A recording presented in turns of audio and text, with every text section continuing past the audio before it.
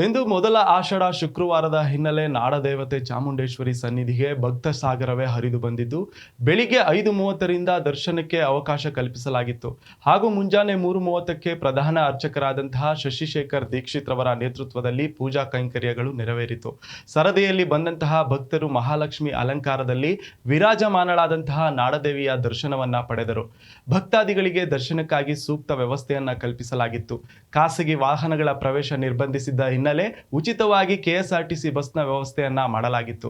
ಮೆಟ್ಟಿಲುಗಳ ಮೂಲಕ ಬರುವಂತಹ ಭಕ್ತರು ಹಾಗೂ 2,000 ರೂಗಳ ಟಿಕೆಟ್ ಅನ್ನು ಪಡೆದಂತಹ ಭಕ್ತರಿಗೆ ಪ್ರತ್ಯೇಕ ದರ್ಶನದ ವ್ಯವಸ್ಥೆಯನ್ನ ಮಾಡಲಾಗಿತ್ತು. ಮುನ್ನೆಚ್ಚರಿಕಾ ಕ್ರಮವಾಗಿ ಭಾರಿ ಪೊಲೀಸ್ ಬಂದೋಬಸ್ತ್ ಅನ್ನ ಏರ್ಪಡಿಸಲಾಗಿದ್ದು ಒಬ್ಬರು DIG, 4 DCP, 12 ACP, 31 PI, 67 PSI, 115 ASI, 329 HC, 729 PC ಹಾಗೂ 300 ಹೋಮ್ ಗಾರ್ಡ್ಗಳು ಒಟ್ಟಾರೆಯಾಗಿ 1588 ಭದ್ರತಾ ಸಿಬ್ಬಂದಿ ನಿಯೋಜನೆಯನ್ನ ಮಾಡಲಾಗಿತ್ತು. ಸುಮಾರು ಗಂಟೆಗಳ ಕಾಲ ಸರದಿಯಲ್ಲಿ ನಿಂತಹ ಭಕ್ತರು ಚಾಮುಂಡೇಶ್ವರಿ ದರ್ಶನ ಪಡೆದು ಪುನೀತರಾದರು.